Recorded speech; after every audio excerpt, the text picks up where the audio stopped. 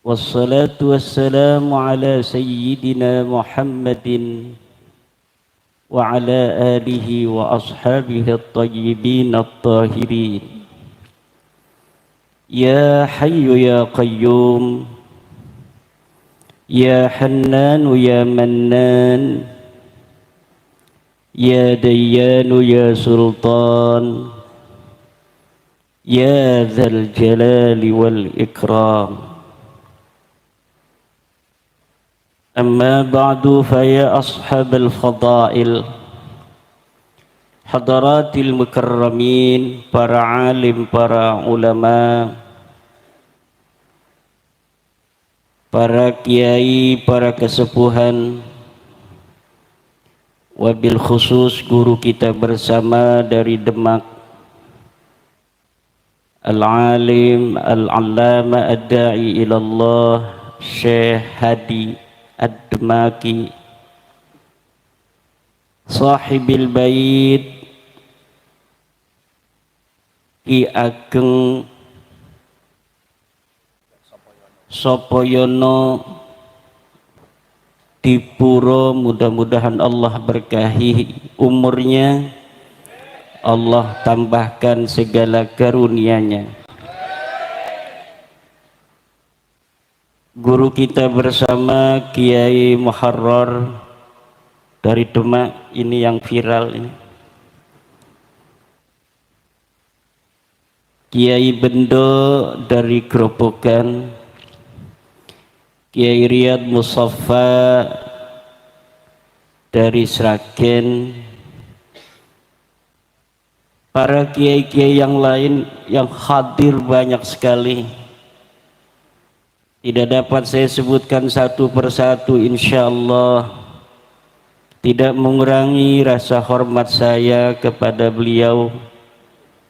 Wabil khusus para pengurus PCNU Kabupaten Grobogan, Ketua Perjuangan Wali Songo Indonesia Kabupaten Grobogan, Panglima Laskar Sabilillah Kabupaten Grobogan, Ibu Bapak hadirin ma'asyiral muslimin rahimakumullah. Dengan keberkahan baginda Nabi besar Muhammad sallallahu alaihi wasallam, diutusnya beliau sebagai rahmatan lil alamin, menyebarlah agama Islam dari mulai Jazirah Arabia yang tandus dan gersang, menyebar melalui para pewaris-pewarisnya yang salah satunya malam hari ini kita hauli Baginda Sayyidina Syekh Abdul Qadir Al-Jailani radhiyallahu anhu wa qaddasallahu sirrah. Mudah-mudahan dengan kita menghauli hadir di pondok yang mulia ini, Allah memberikan imdad kepada kita sekalian min asrari Sayyidi Syekh Abdul Qadir Al-Jailani. Beliau bergelar banyak sekali. Para ulama menggelari beliau Al-Bazul Ashhab, Garuda Hitam. Beliau juga digelari dengan Sultanul Aulia, rajanya para wali. Beliau juga digelari Qutbu Baghdad, kutubnya kota Baghdad. Beliau juga digelari Tajul Arifin, mahkotanya para ahli-ahli ma'rifat billah.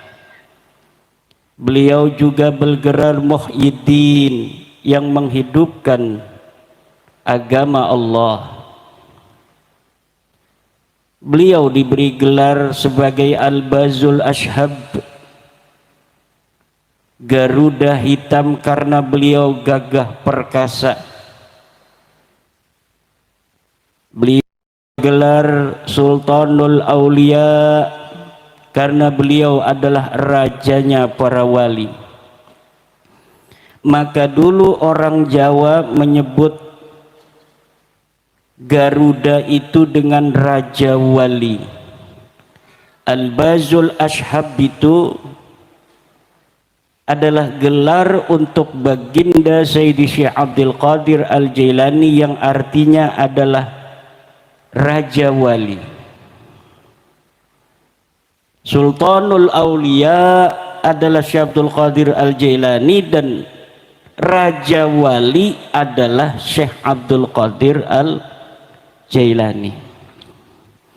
Makanya lambang negara kita Republik Indonesia menggunakan Garuda karena dari zaman dahulu kala, sejak Islam ini masuk ke negara kita Republik Indonesia, nama Syekh Abdul Qadir dan ajarannya telah masuk menyebar ke seluruh pelosok Nusantara.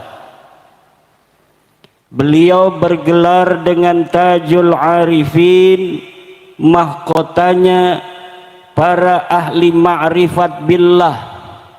Al-arif billah, orang yang mengenal Allah.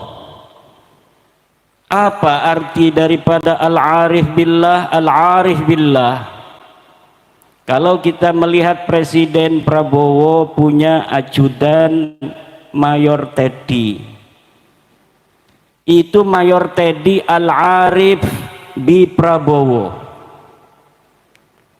Prabowo sebagai presiden atau sebelum jadi presiden waktu itu mau masuk ke mobil, mengerti Mayor Teddy langsung membukakan pintu mobilnya.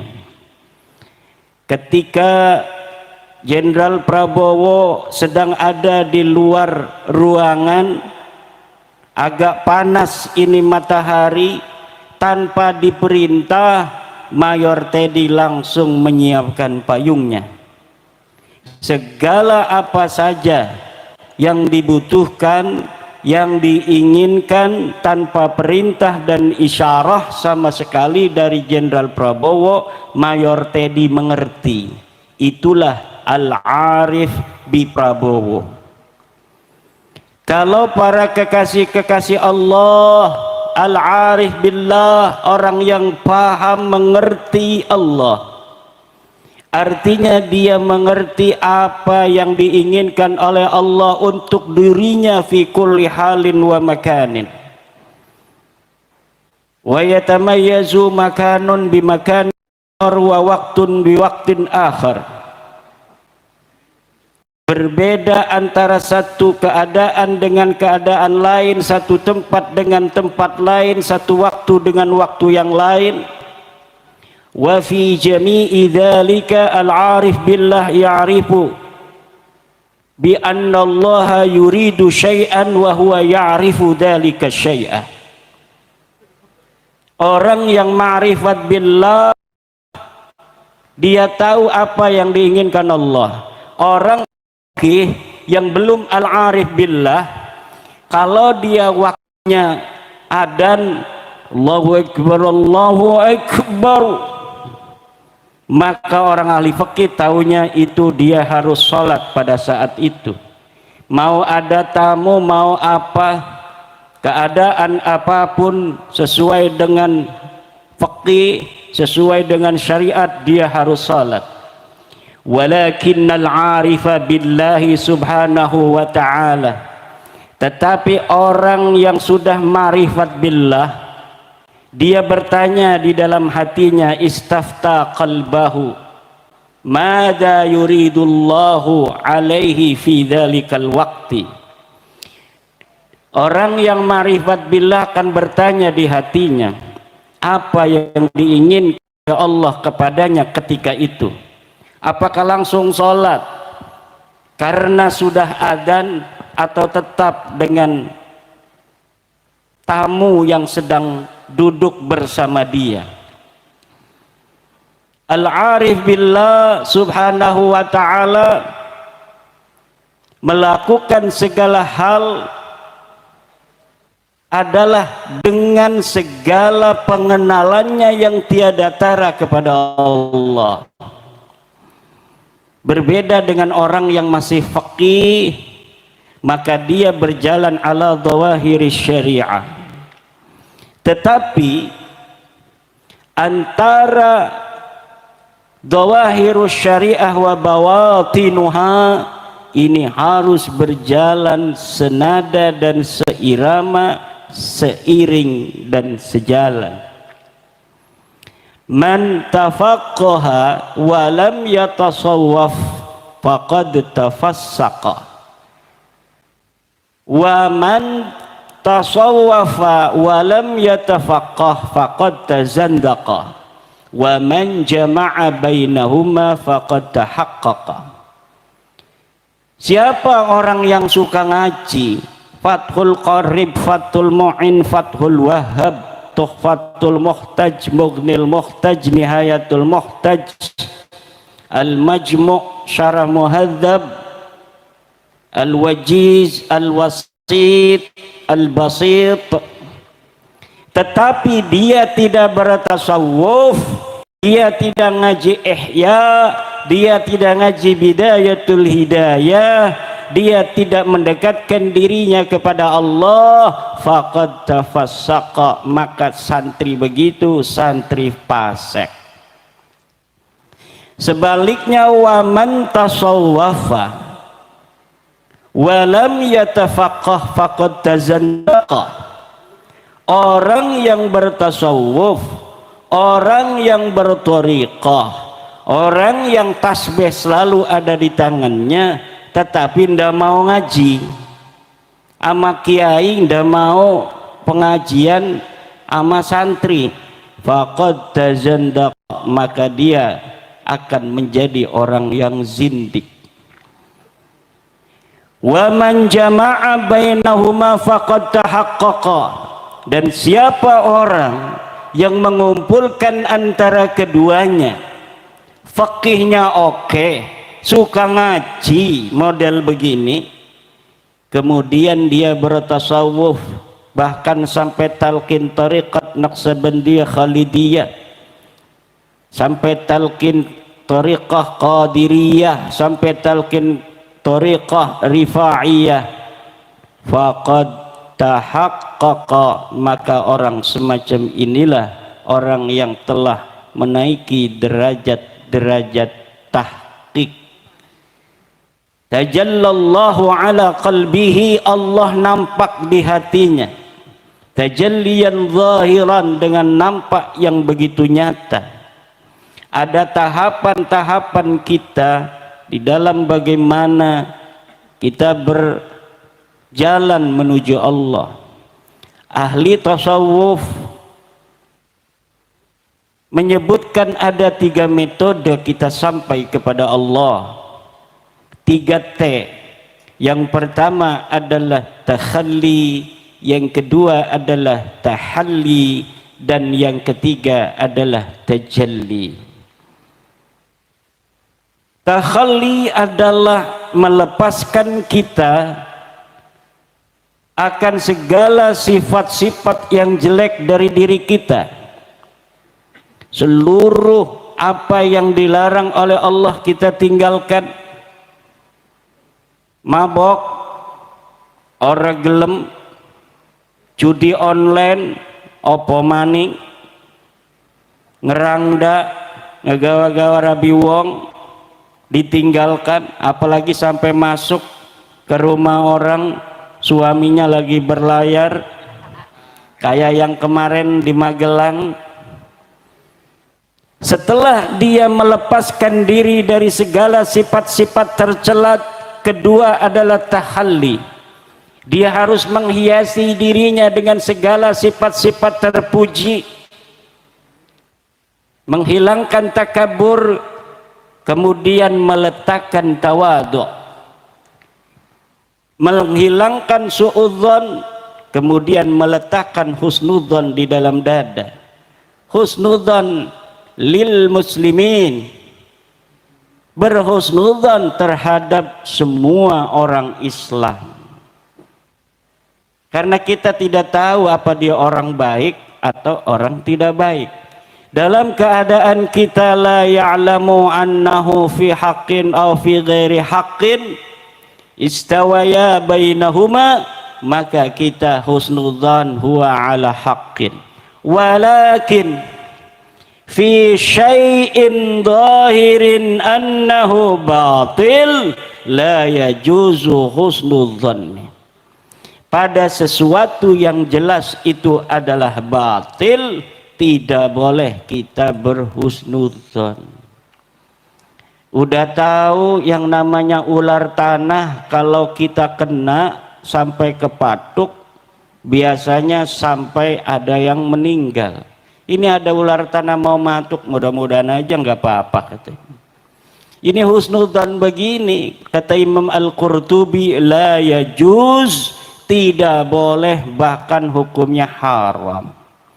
La ibrata bidzannil bayyin khata'uh, tidak boleh kita berzon terhadap sesuatu yang telah jelas salahnya. Setelah tahalli, kita hiasi diri kita dengan sifat-sifat terpuji. Yang ketiga adalah tajallillah subhanahu wa ta'ala ala qulubina. Allah baru akan nampak di dalam hati kita. Tidak mungkin Allah masuk ke dalam hati kita dalam mahabbatan wa mawaddatan wa ridwanan wa taqdisan bila di hati kita begitu kotor. Karena tidak mungkin sesuatu benda, ruangan di dalamnya itu bersatu yang negatif dan positif. Tidak betah sesuatu yang positif apabila bersama dalam satu ruangan dengan yang negatif. Maka ketika sudah begitu banyak kita berhias diri dengan hiasan-hiasan akhlak yang baik, maka barulah tajallillah subhanahu wa ta'ala ala qulubina tajalliyan zahiran.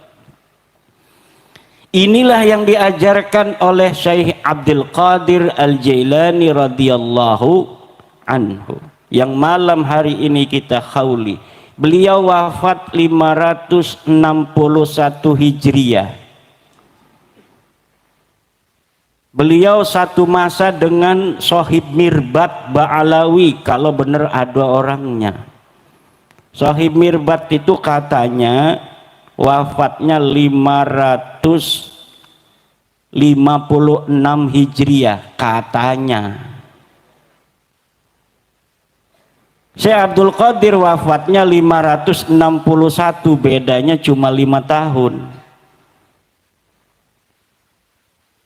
Dan beda yang lainnya adalah ketika dicari di dalam kitab-kitab sezaman, adakah orang yang mencatat Syekh Abdul Qadir? Ada. Orang yang mencatat Sohib Mirbat katanya hidupnya bareng dengan Syekh Abdul Qadir, tidak ada. Katanya ulama besar di Dhifar, seluruh ulama-ulama di Dhifar muridnya Sohib Mirbat Ba'lawi, tapi ketika dicari sejarahnya ketika dicari sejarahnya tidak ada ora-ono. Tetapi Sultanul Auliya Sayyidi Syekh Abdul Qadir Al-Jailani, Al-Bazul Ashhab, Tajul Arifin, Muhyiddin Syekh Abdul Qadir Al-Jailani, ketika kita cari kisah hidupnya dicatat oleh ulama-ulama sezamannya. Ulama besar yang sezaman dengan Syekh Abdul Qadir Al-Jailani seperti Ibnul Jauzi itu mencatat di dalam kitabnya Al-Muntazam bahwa di Baghdad ada ulama besar yang namanya Syekh Abdul Qadir Al-Jailani. Ibnul Athir dalam kitab Al-Kamil Fit Tarikh mencatat seorang ulama besar yang ada di Baghdad. Hidupnya daripada Syekh Abdul Qadir umurnya hampir 100 tahun. Syekh Abdul Qadir Al-Jailani diberikan umur yang panjang, kenapa? Karena mondoknya sampai umur 50 tahun. Belum punya istri sampai umur 50 tahun. Sekali beliau menikah 4 istrinya. Berapa anaknya? 47. Anaknya Syekh Abdul Qadir Al-Jailani berapa? 47. Nah, ulama semacam Syekh Abdul Qadir Al-Jailani yang dicatat pula keramat-keramatnya itu oleh seorang muhaddis besar yang bernama Az-Zahabi, ulama yang wafat 740-an, seorang muhaddis yang ketat.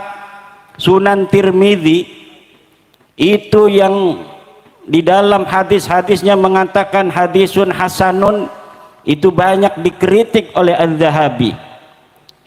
Imam Al-Hakim dalam Mustadrak, apabila disahihkan oleh Imam Al-Hakim tapi tidak disahihkan oleh Imam Az-Zahabi, maka para ulama-ulama itu tidak menganggap hadisnya Imam Al-Hakim itu sebagai hadis sahih, li'annahu mutasahilun fi tashihil asanid, karena Imam Al-Hakim itu dikenal orang yang tidak ketat di dalam mensahihkan sanad.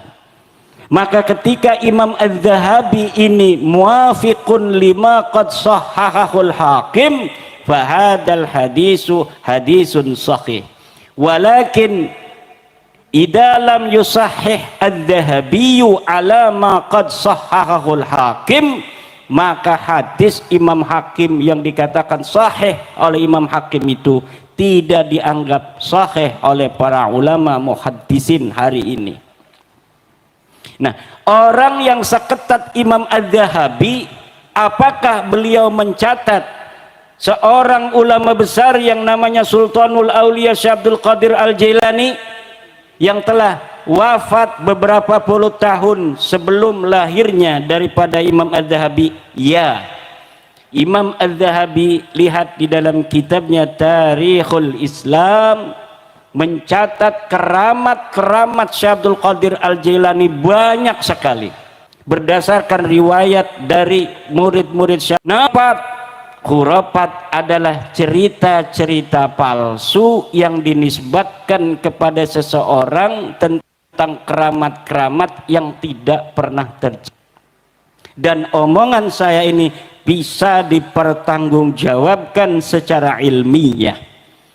Apa artinya dipertanggungjawabkan secara ilmiah? Artinya kalaulah tokoh Syekh Abdul Qadir Al-Jailani ini mempunyai karamah, mana dalilnya? Dalilnya ada kitab Tarikhul Islam yang ditulis seorang muhaddis yang ketat yang bernama Syamsuddin Az-Zahabi yang wafat 740 Hijriah.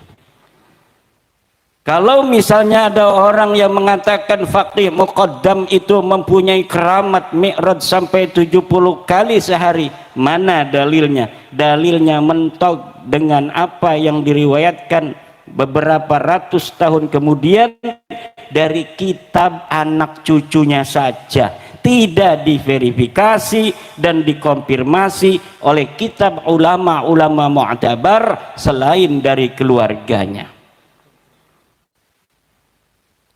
Jadi bukan hanya bab nasab yang tidak terkonfirmasi, saudara, tetapi tentang cerita-cerita keramat itu pun tidak bisa dikonfirmasi.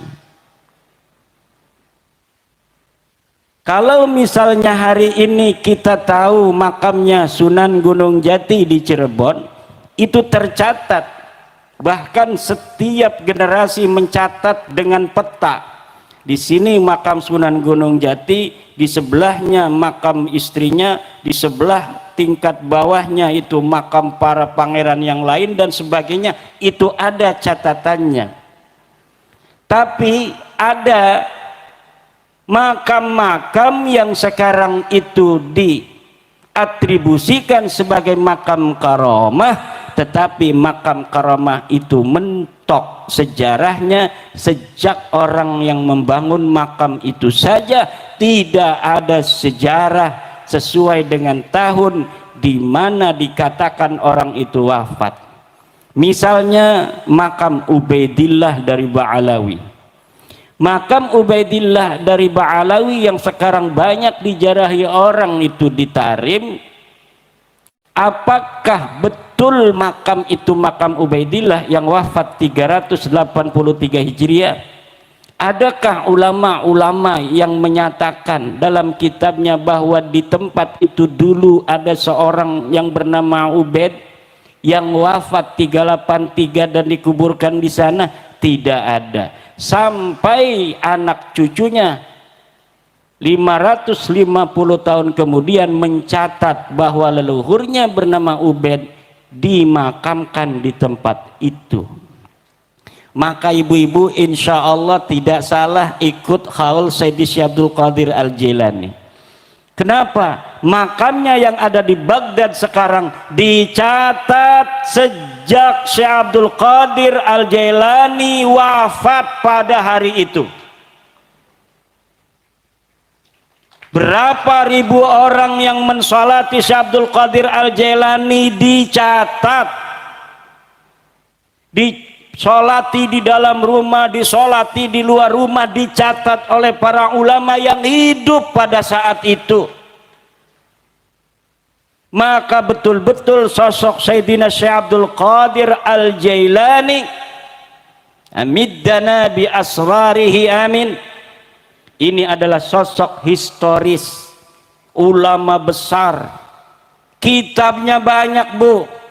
Manusia yang dikatakan ulama al-arif billah dikatakan betul-betul pernah ada kalau dia punya peninggalan. Kalau ulama ya peninggalannya bukan mobil Willys tapi kitabnya banyak. Kitab tafsir Al-Jailani jilidnya banyak, ada semeter itu. Kitab Al-Ghunya, Al-Fathur Rabbani dan lain sebagainya. Madhabnya apa? Madhabnya madhab Hambali wa Syafi'i. Afta fi madhabil Hambali wa madhabil Syafi'i wa amila madhab Hambali. Siapa gurunya? Nyata gurunya ulama-ulama besar. Labisal khirqata minal makhzumi wa ta'allama asy-syara'i'a min Syekh Imam Al-Ghazali radhiyallahu an. Jelas, makanya di dalam Nahdlatul Ulama, ibu, tasawuf Nahdlatul Ulama tidak boleh keluar dari dua. Pertama adalah Junaid Al-Baghdadi, yang kedua adalah Al-Imam Al-Ghazali. Dan tasawufnya Syekh Abdul Qadir Al-Jailani adalah tasawuf sunni, tasawufun ala tariqatil Qur'ani was sunnah ala manhaji Al-Imam Al-Ghazali radhiyallahu anhu. Jangan sembarangan kita sebagai warga NU berthariqah, memilih thariqah, memilih guru thariqah. Harus sesuai dengan pedoman 5 qad assasahu muassisu Nahdlatul Ulama wa huwa ma dhahaba ilaihi al-Imam Al-Junaid Al-Baghdadi wal Imam Al-Ghazali. Kemudian bercabang menjadi thariqat-thariqat yang banyak. Ada Al-Qadiriyah, Syadiliyah, An-Naqsyabandiyah, Ar-Rifa'iyah, Syatariyah dan lain sebagainya. Dan malam hari ini adalah malam di mana Allah memilih kita untuk mendapatkan keberkahan bersama Ki Ageng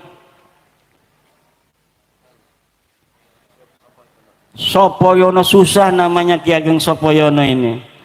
Bersama Ki Ageng Sopoyono dan keluarga besar pondok pesantren ini, mudah-mudahan Allah memberikan kita keberkahan. Saya berdoa ini ibu-ibu jadi banyak duitnya. Yang paling utama orang itu harus banyak duitnya, betul? Urusan yang lain gampang. Yang paling pertama kita berdoa, manusia harus banyak duitnya, supaya bisa beli beras, supaya bisa beli minyak, supaya bisa beli uduk, supaya bisa beli nasi kucing. Kenapa? Allah menciptakan kita ada duit, betul? Kalau Allah nyiptain ini ditambahin ada dubur. Jadi kalau kita makan keluar lagi, betul apa tidak? Artinya apa? Artinya kita memang diciptakan untuk makan. Understand?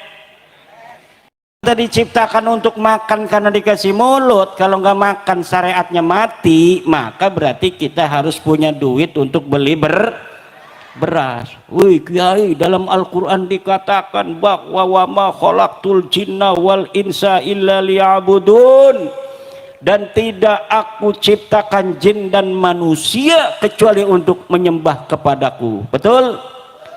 Betul itu. Tapi ibadah kalau nggak makan nggak kuat. Betul apa tidak? Lah kan ibadah itu kita sampai mati. Betul apa tidak?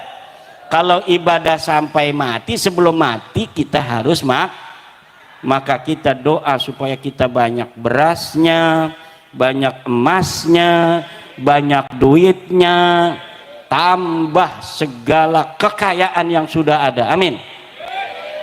Yang punya apa namanya itu, yang mobil nggak kontan, kredit, mudah-mudahan setorannya lancar. Amin. Setoran bisa lancar, nyelengin terus. Kita kalau mau kaya harus rajin nyelengin, Bu. Allah bisa aja dari langit itu nurunin emas sekarung, bisa, mungkinat itu, tetapi itu tidak adiyah, tidak biasa, sad. Maka kita harus yang biasa-biasa saja. Kalau kita nyelengin banyak duit nantinya, maka harus rajin nyelengin kalau lagi punya rezeki, Ibu ya. Ibu saya itu rajin nyelengin, minta duitnya sama saya. Duit celengin, buat apa sih? Mau udah tua nyelengin, buat kamu lah, pengen punya warisan buat anak, duitnya minta sama anak. Itu namanya mengajari kita untuk hidup itu diciptakan Tuhan, memang harus berani menghadapi kenyataan dunia, bahwa dunia ini diciptakan oleh Allah dengan segala isinya, dengan segala sumber dayanya. Tidaklah dengan sendirinya yang namanya beras itu bisa ada di dapur kita, bisa ada di pedaringan kita. Tapi kita harus berusaha dengan jalan yang halalan thayyibah. Makanya harus semangat kita bekerja, nyari rezeki yang halal, tinggalkan judi online, tinggalkan judi slot, tinggalkan taruhan ngadu ayam. Ini pakai pakaiannya PWI, gambarnya besar, perjuangan Wali Songo, megangnya ayam jago.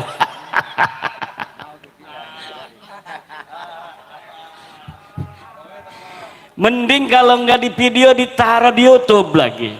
Nanti mukibin itu pada ngerosting.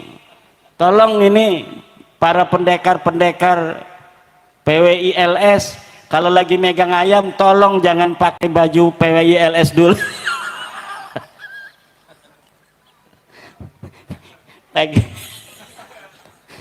Pakai ayam jago, ngadu jago, pakai kaosnya PWI LS.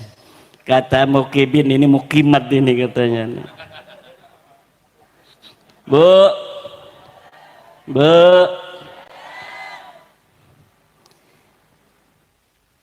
Karomah Syekh Abdul Qadir Al-Jilani radhiyallahu anhu itu di dalam sebuah kitab dikatakan, Siapa orang yang datang ke majelis beliau? Ini majelis beliau nih sekarang. Karena ini haulnya daripada baginda Sayyidi Syekh Abdul Qadir Al-Jilani, maka beliau akan menyelamatkan semua orang-orang yang berada di majelisnya walaupun dia tidak tahu. Kalau saya Bu, setiap bulan manaqib bersama seluruh santri, manaqib ini santri setiap bulan Rabiul Akhir puasa 10 hari dari tanggal 1 sampai tanggal 10, malamnya kita khaul Sultanul Aulia Sayyidi Syekh Abdul Qadir Al-Jilani. Ini sudah bulan apa nih Yai Muharrar? Rabiul Awal, Rabiul Akhir, Rejab. Ini Rabiul Akhir ini ya? Udah ya. Jumatil Awal tuh. Ini Jumatil Awal Yai. Lah ini haulnya Syekh Abdul Qadir, wafatnya 11 Rabiul Akhir. Ini Jumatil Awal udah kelewat ini Ki Joko Sopoyono. Tapi ndak apa-apa, barokahnya tetap alhamdulillah. Ini katanya Syekh Abdul Qadir Al-Jilani yang waktu hidupnya ribuan orang yang ngaji, setiap pengajian itu ribuan sampai jalan-jalan. Makanya barokahnya Syekh Abdul Qadir Al-Jilani orang yang senantiasa membaca manaqib, biasanya kaya raya, muridnya banyak, istrinya banyak juga. Amin, amin. Bu, kalau ada suami kaya raya, ibu punya suami kaya raya, istrinya 4, mau? Sekarang istrinya 1 ya, tapi duit nggak punya. Sekarang mau dikasih sama Allah, hei ibu, kalau kamu siap, suami kamu akan saya beri kekayaan yang banyak, tapi biarkan dia punya istri 4, mau nggak? Nggak mau juga, gimana urusannya? Kata Allah, udahlah kamu miskin aja.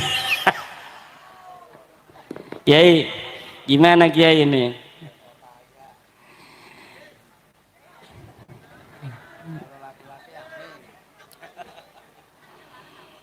Bu, punya menantu milih yang soleh apa yang kaya?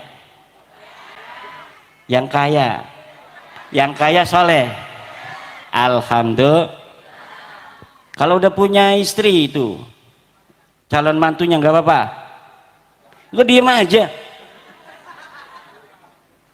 Nah, Sultanul Aulia Sayyidina Syekh Abdul Qadir Al-Jilani radhiyallahu anhu adalah tauladan yang luar biasa. Beliau ilmu syariatnya tabahur, ma'rifat billahnya tabahur, dermawannya kayak Kiai Muharrar. Dermawan ini Kiai Muharrar ini, sampai kabib-kabib seneng datang sama Kiai Muharrar. Ini mantan mukibin, raja mukibin se-Indonesia. Sekarang ini nyari-nyari saya terus sampai ke Grobogan. Alhamdulillah. Kata Kiai Bendo, bab nasab udah selesai, makanya saya nggak ngomong nasab. Sekarang kita ngomong nasib, kata Kiai Bendo Grobogan. Nasib apa? Nasib orang yang ditipu nasab sudah lama. Ada orang ngaku keturunan Nabi, Bu. Yeah. Cuma dengan pengakuannya itu kadang-kadang dia minta uang, maksa, betul? Ngeridit motor suruh bayar jamaah, ngeridit mobil suruh bayar jamaah. Kadang-kadang kalau mukibinnya itu mukibin kelas berat, istrinya aja diminta cerai itu, betul? Nah, kemudian sejarah-sejarah NU dirubah, katanya itu didirikan oleh Khabib. tanggal 17 Agustus Indonesia merdeka katanya itu ditentukan oleh Habib. Pangeran Diponegoro katanya Habib. Imam Bonjol katanya Habib. Habib orang kebagian wong grobogan. Menganggap dirinya lebih tinggi secara zat daripada yang lainnya. Ternyata Bu, setelah diteliti melalui kajian ilmiah, ilmu nasab terputus 550 tahun, 651 tahun. Ilmu nasab terputus 651 tahun, ilmu sejarah terputus 550 tahun, tes DNA melenceng DNA G, sementara DNA-nya cucu Nabi yang lain J1. Dari akhlak jauh panggang daripada api. Kesantunan rahmatan lil alamin Rasulullah tidak dikhiaskan pada dirinya dan keluarganya. Caci maki luar biasa pada ulama. Katanya, kita datang ke Indonesia ini untuk mencetak para kiai. Barulah Nusantara ini penuh dengan orang-orang yang masuk Islam dengan perjuangan Wali Songo, dengan perjuangan Wali Songo Indonesia.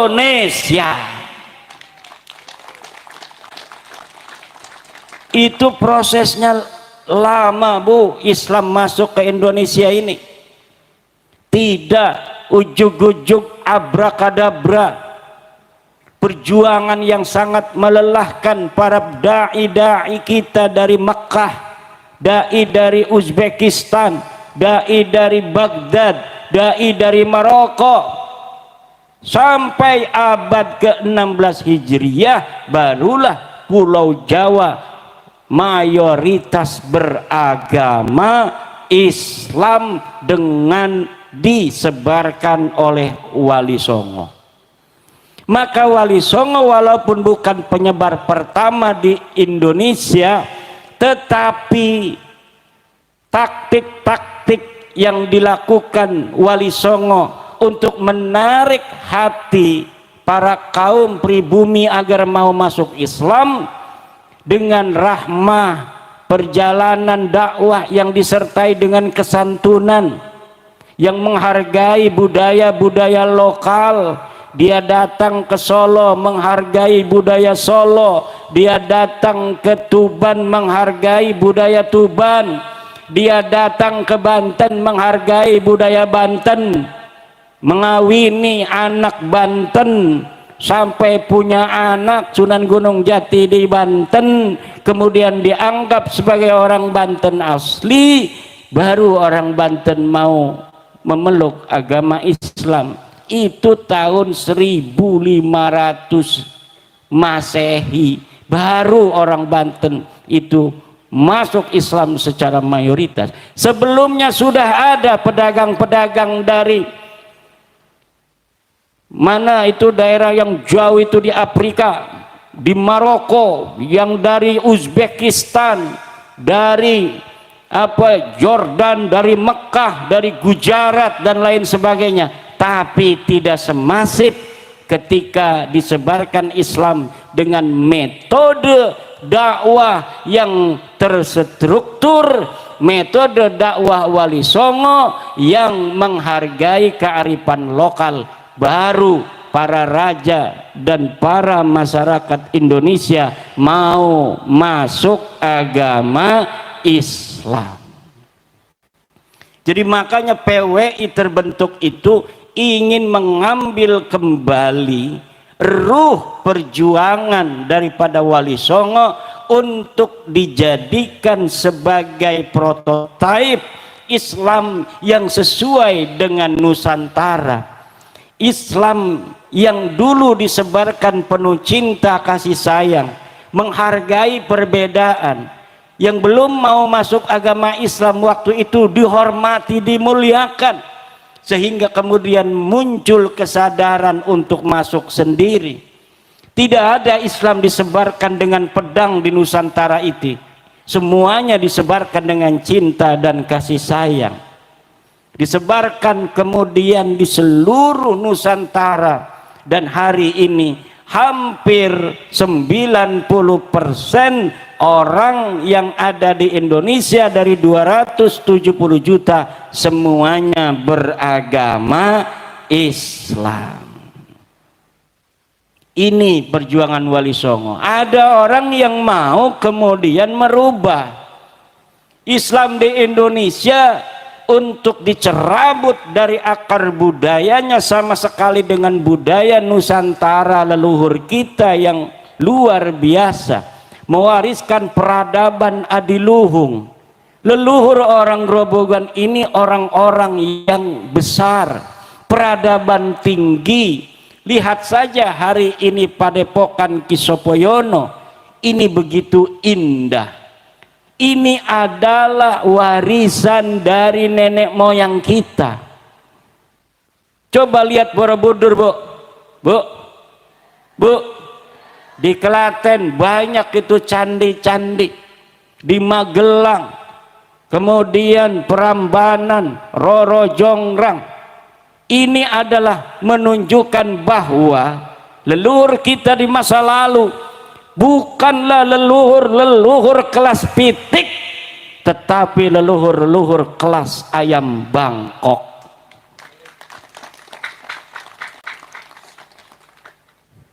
Maka tidak boleh orang Grobogan yang turunan Bangkok, turunan orang besar, kemudian dia dianggap remeh oleh bangsa lain, dia menerimanya.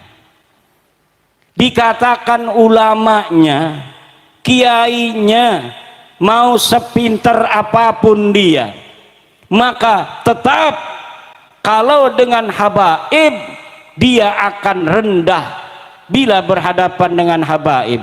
Sorbannya Kiai Grobogan itu tidak ada artinya dengan sendalnya Habib. Coba lihat di YouTube, sendalnya Habib yang suka maksiat, yang suka narkoba, itu lebih mulia daripada sorban Kiai Grobogan. Apa mau Kiai Grobogan digituin? Mau apa tidak? Kalau kiainya saja sudah dianggap sebagai lebih rendah dari sendal mereka, apalagi model kayak kita. Betul apa tidak? Mau orang-orang Grobogan turunan para raja, turunan Joko Tarub, turunan daripada Nawang Wulan, seorang bidadari. Tidak ada di dunia ini bidadari turun kecuali di Grobogan, saudara. Makanya wanitanya cantik-cantik ini, ibu-ibu tua-tua nih. Dulunya cantik ini, Bu ya. Sekarang masih cantik kalau lihat dari aras.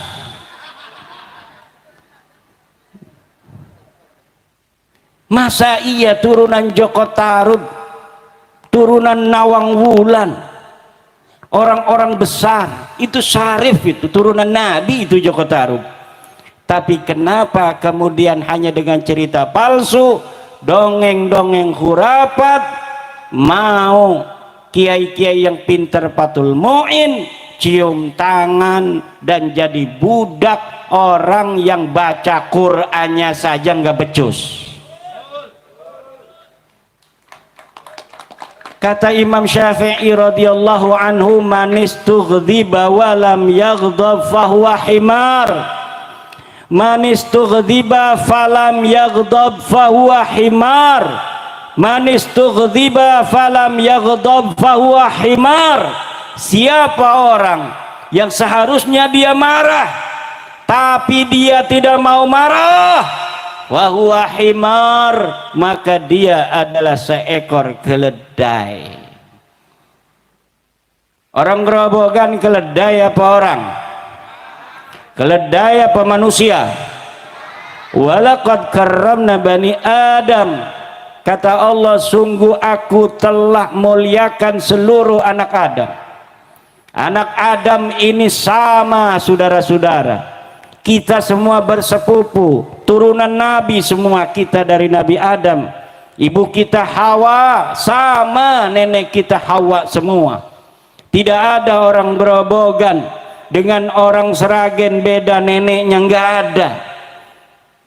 Semuanya cucu dari Nabi Adam dan ibu Hawa. Ya ayyuhan nasu taqu rabbakumul ladzi khalaqakum min nafsin wahidah wa khalaqa minha zawjaha wa batha minhuma rijalan katsiran wa nisaa. Apa terusnya, Kiai? Wattaqullaha alladzi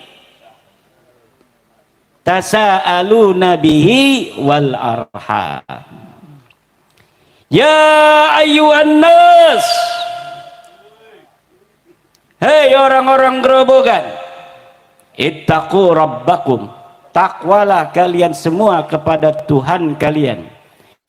Alladzi khalaqakum min nafsin wahidah, yang telah menciptakan kamu dari satu orang. Siapa satu orang? Kata Syekh Nawawi, ay min abikum Adam, dari ayah kalian Nabi Adam. Wa khalaqa minha zawjaha, dan Allah ciptakan dari Nabi Adam zawjaha, istrinya. Kata Syekh Nawawi, ay ummakum Hawwa, yaitu ibu kalian Nyai Siti Hawa. Wa bassa minhuma rijalan katsiran wa nisaa, kemudian dari Nabi Adam dan Nyai Siti Hawa muncullah duriat-duriatnya. Ada yang ke Aceh, ada yang ke Medan, ada yang ke Banten, ada yang ke Seragen, ada yang ke Solo, ada yang ke Grobogan. Kalau Solo itu masih terjajah karena kotanya direbut buat dihauli. Kalau Grobogan merdeka, merdeka, merdeka. Coba lihat apakah nanti ada haul Grobogan. Siapa tahu kalau nggak ada PWI itu bisa jadi itu haul Grobogan, nanti haul Seragen, haul Banten dan lain sebagainya. Alhamdulillah, semuanya insya Allah. Yang ada itu nanti orang Solo sendiri yang tidak mau, orang Gresik sendiri yang nanti tidak mau kotanya yang masih hidup itu dihauli. Orang Tegal sendiri itu yang tidak akan mau kotanya yang masih hidup tiap hari itu begitu ramai dihauli. Tetapi tidak akan bisa tambah lagi, saudara. Betul? Tidak akan bisa tambah lagi. Dengan apa? Dengan sebuah pemikiran baru, merubah cara kita berpikir. Kenapa orang-orang bisa menjajah kita? Karena kita dicekoki dengan cara berpikir budak-budak terjajah. Bagaimana Belanda itu bisa begitu panjang menjajah kita? Karena mereka punya cara untuk cara berpikir bangsa Indonesia tetap menjadi cara berpikir budak, cara berpikir dan mental-mental terjajah. Kalau semua orang mempunyai mental-mental kesatria, mental-mental penuh kehormatan dan kemuliaan sebagai manusia, sebagaimana yang telah disitir oleh Al-Quran, walaqad karramna bani Adam, dia menghayati setinggi-tingginya itu ayat Al-Quran, maka dia tidak akan mau dijadikan orang yang selalu menghormati bangsa lain, padahal bangsanya lebih mulia, sejarahnya lebih tinggi dari peradaban bangsa lain tersebut. Kata Sayyidina Umar, ummahatukum waladnakum ahrara fala takunu abidan li ghairikum. ibu-ibu kalian melahirkan kalian dalam keadaan merdeka. Fala takunu abidan li ghairikum, maka jangan kalian menjadi budak bagi orang-orang selain kalian. Orang Indonesia harus jadi raja di Indonesia. Orang Indonesia bukan hanya menjadi tuan rumah di Indonesia, tapi orang Indonesia yang harus menjadi raja di Indonesia. Orang lain boleh hidup di sini silakan, tetapi harus siap jadi budak-budak orang Gerobogan. Harus siap jadi budak-budak orang Indonesia, harus siap jadi budak-budak orang Nusantara. Kalau kalian datang kemari ke tanah kami akan hormati. Tapi kalau kalian ingin menjadi tuan, nanti dulu, karena setiap hutan ada harimaunya. Setiap hutan ada harimaunya. Setiap hutan ada harimaunya. Kalau kalian merasa sebagai harimau, kalian harus bertarung dulu dengan harimau-harimau Nusantara. Jika sebuah hutan tidak ada harimaunya, maka bebas harimau-harimau mana saja untuk menguasai hutan tersebut. Jika Gerobogan tidak punya lagi putra-putranya, silakan orang lain menjajah Gerobogan, menghauli kotanya. Tapi selama Gerobogan ini masih ada putra-putra yang akan menyayangi dan menjaganya, orang bangsa lain tidak bisa untuk menguasai kehormatan, kemuliaan di atas orang-orang Gerobogan. Ini yang harus ditanamkan pada putra-putri kita. Kalau tidak, maka suatu hari, suatu saat, mereka walaupun tidak datang dengan tentara, dengan senjata, hanya dengan manipulasi data dan sejarah akan bisa menguasai kita. Manistughdiba walam yaghdab fahuwa himar. Siapa orang yang seharusnya marah tapi dia tidak mau marah, maka dia hanya seekor keledai. Dan kita bukan keledai, kita putra-putra Raden Wijaya, kita putra-putri Hamengkubuwono, kita putra-putri Pangeran Diponegoro, kita putra-putri KRT Sumodiningrat, kita putra-putri dari Joko Tarub dan Nawang Wulan, kita putra-putri orang besar. Dan sampai kapanpun kita akan menjadi besar, dan selama-lamanya kita yang akan menjadi raja di Nusantara ini oleh putra-putri Nusantara sendiri. Jika hal-hal yang semacam ini dianggap remeh, siapkan anak-anak cucu kalian menjadi budak-budak bangsa lain di suatu waktu, di suatu saat. Kenapa dulu orang tua kita pernah dijajah? Ini yang harus kita pelajari. Dulu mereka tidak menjajah betul-betul. 200 tahun mereka itu mempersiapkan bisa menjajah kita. Mereka datang 1596 hanya berdagang.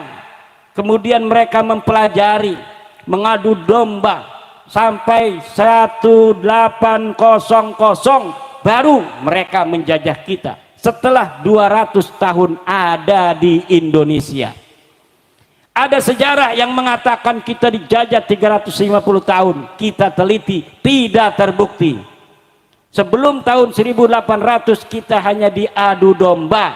Yang menjadi raja tetap kita, tetapi kita diadu domba agar kekuatan kita untuk mengusir mereka tidak bisa, sehingga sumber daya ekonomi tetap dikuasai mereka.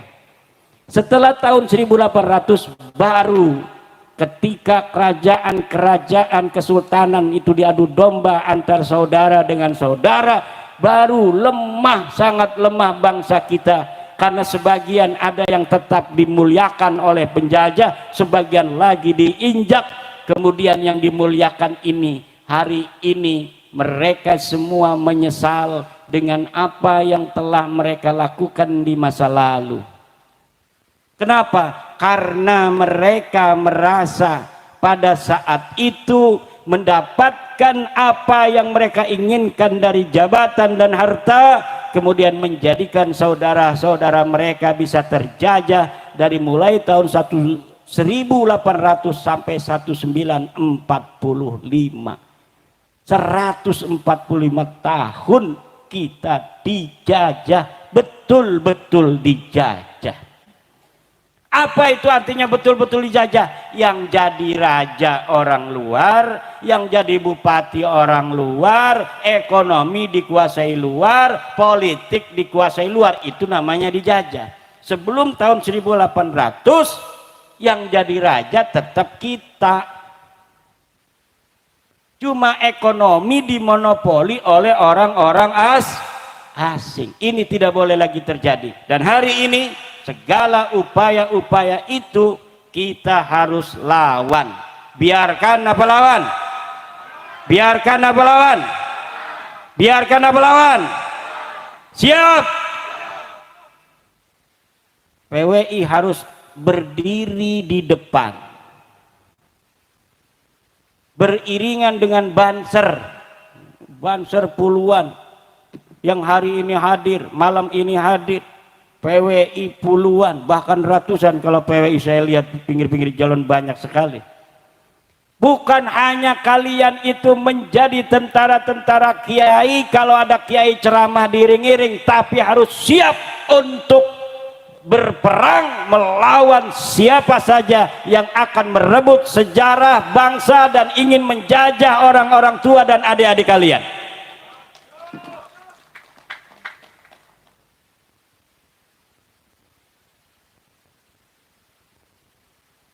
Ini bapak-bapak pada melongo ini belum ngopi. Ini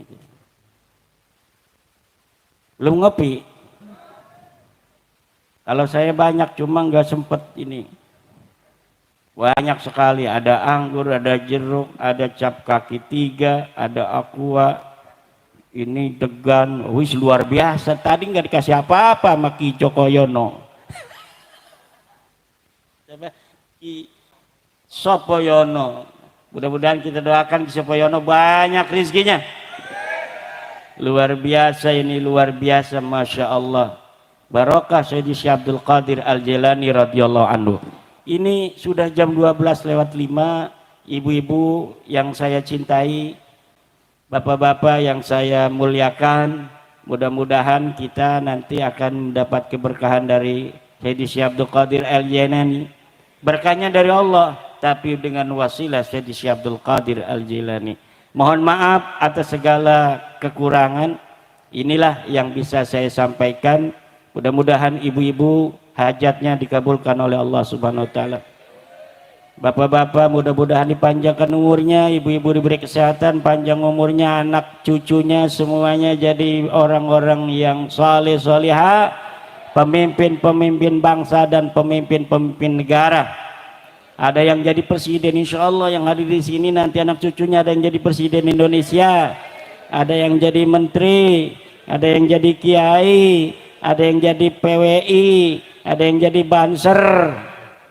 Barokah kalau orang itu jadi banser, barokah. Carilah menantu banser dan PWI. Kiai aja dijagain, apalagi anaknya ibu. Demikian, wallahu wal muwaffiqu ila aqwami thariqin. Wassalamualaikum warahmatullahi wabarakatuh.